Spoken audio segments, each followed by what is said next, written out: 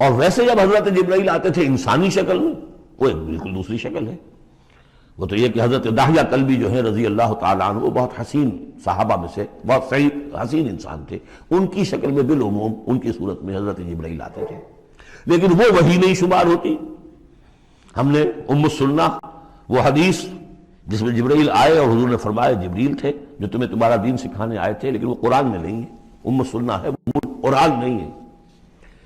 البتہ یہ کہ حضرت جبرائیل کو ان کی اصل ملک کی شکل میں حضور نے اپنی ان آنکھوں سے 2 مرتبہ دیکھا ہے۔ ایک مرتبہ بالکل آغاز میں، جبکہ حضرت جبرائیل جو ہیں ایسے ظاہر ہوئے، حضور اتر رہے تھے غار حرا سے، جبل نور سے، تو آپ کو آواز آئی یا محمد۔ یہ پہلی وحی کے بعد جو فترت ہوئی ہے، کچھ عرصے کے لیے وحی رکی رہی، اس وقت واقعہ پیش آیا۔ آپ نے سامنے دیکھا، پیچھے دیکھا، کوئی نہیں، نظر کوئی نہیں آیا۔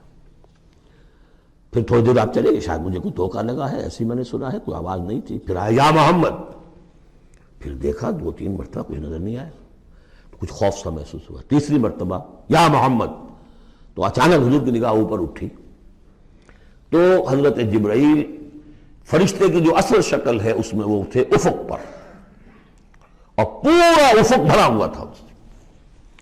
تو اصل ملک کی صورت میں حضرت جبرائیل کو حضور نے اس وقت دیکھا، اور ایک دیکھا ہے پھر عند سدرۃ المنتہا، شب معراج میں، جب ساتھ آئے ہیں لے جانے کے لیے انسانی شکل میں تھے۔ کوئی سواری بھی ایسی تھی جس کو کہ براق کہا جاتا ہے، وہ بھی محسوس شے تھی، لیکن یہ کہ جہاں انہوں نے کہا 7ویں آسمان پہ جا کر کہ بس اب آگے میری گنجائش، اب آگے آپ کو اکیلے جانا ہے، اس سے آگے اگر میں گزرا میرے پر جل جائیں گے، بے سوز تجلا بے سوزت پرم، اگر یکسر منہ برتر پرم، اگر میں نے اب اس سے آگے ایک بال برابر بھی میں آگے بڑھا تو میرے پر جل جائیں گے، تب آگے آپ کا کام۔ اس وقت بھی وہ ان کی اصل شکل میں ظاہر ہوئی حضرت جبرائیل علیہ السلام۔ یہ بات اس لیے ضروری ہے کہ جیسے محدثین جو ہیں وہ اس کی تحقیق کرتے ہیں کہ حضور سے کس نے سنا، اس سے جو روایت کر رہا ہے کہ میں نے اس صحابی سے سنا جو تابعی ہے، آیا ان کی ملاقات بھی ثابت ہے کہ نہیں؟ تابعین کے طبقے کا ایک شخص وہ ہے کہ جس کی عمر ابھی 6 برس کی تھی کہ وہ صحابی فوت بھی ہو گئے، اور وہ کہہ رہا ہے میں نے ان سے سنا، تو پھر وہ حدیث جو ہے محدثین اس کو قبول نہیں کریں گے۔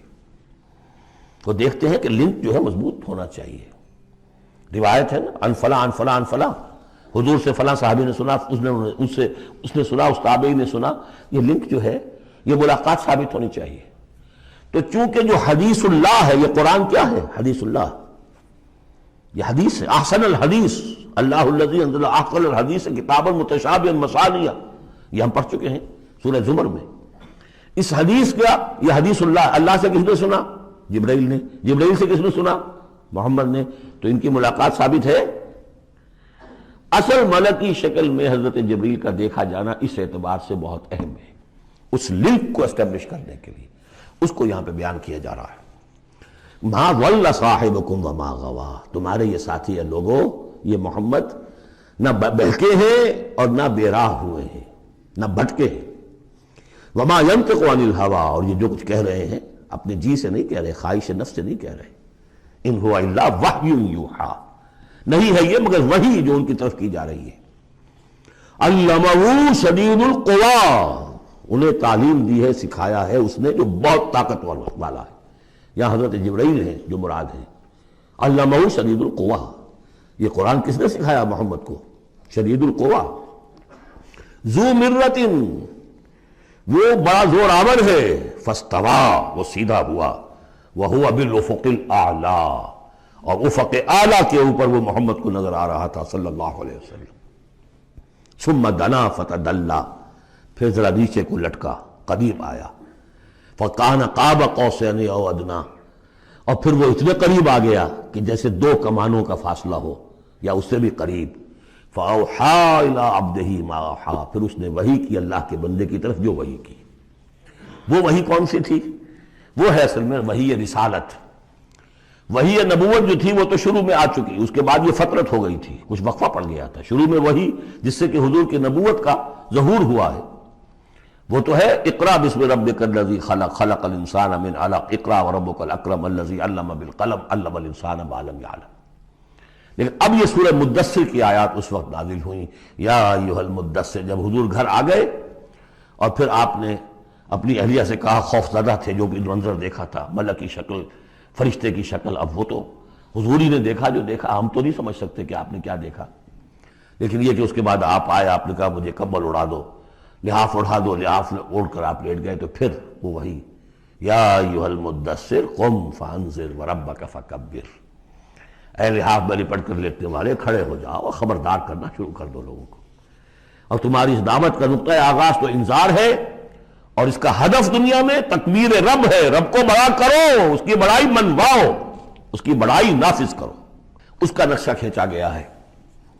علمہ شدید القویٰ ذو مرۃ فاستویٰ وہو بالافق الاعلیٰ ثم دنا فتدلیٰ فکان قاب قوسین او ادنیٰ فاوحیٰ الی عبدہ ما اوحیٰ ما کذب الفؤاد ما رأیٰ. جو کچھ انہوں نے دیکھا ان کے دل و دماغ نے اسے جھٹلایا نہیں، یہ نہیں کہا کہ نہیں یہ کیا ہے. دیکھیے ایسا ہوتا ہے کہ کوئی غیر معمولی سی بات آپ دیکھیں تو ایک شخص ہو جاتا ہے میں خواب دیکھ رہا ہوں یا حقیقت دیکھ رہا ہوں. آنچی می بیریم بے بیداریس تو یارم یا بے خواب، اے اللہ جو میں دیکھ رہا ہوں یا ہم دیکھ رہے ہیں یہ بیداری میں دیکھ رہے ہیں، یہ خواب میں دیکھ رہے ہیں، وہ غیر متوقع چیز. لیکن نبی کو کوئی شک نہیں ہوا.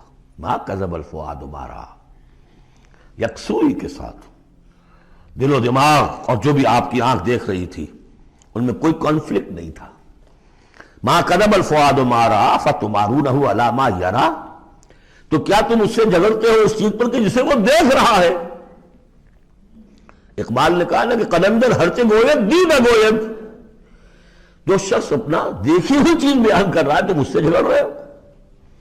تمہارے لیے تو وہ ایک غیب کی خبر ہے، اس نے تو دیکھا ہے.